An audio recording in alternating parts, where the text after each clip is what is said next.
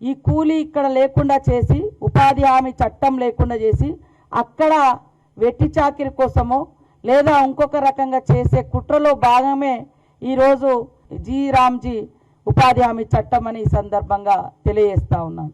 ఉపాధి హామీ చట్టం ద్వారా ఒక పని అనేది అడుక్కుంటే వచ్చేది కాదు, అది హక్కులాగా ఆనాడు యూపీఏ చైర్పర్సన్ సోనియమ్మ గారు,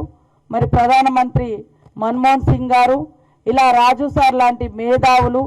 అదేవిధంగా మరి చాలా గొప్ప నాయకులు దాదాపుగా 4 సంవత్సరాలు అన్ని రకాలుగా డిస్కషన్ చేసి చట్టం తీసుకొస్తే ఈరోజు రామ్జీ చట్టానికి 4 రోజులనే పురుడు పోసి 4 ఏళ్లుగా కష్టపడి తీసుకొచ్చినటువంటి మరి మహాత్మా గాంధీ గ్రామీణ ఉపాధి హామీ చట్టాన్ని అత్యంత దారుణంగా చంపేయడం జరిగింది. ఈరోజు మనం చూస్తే గతంలో దేశవ్యాప్తంగా ఉన్నటువంటి పని దినాలను రోజు రోజుకు తగ్గిస్తే లాస్ట్ ఇయర్ ఏడాదితో పోలిస్తే దేశవ్యాప్తంగా 45 కోట్ల పని దినాలు తగ్గించారు.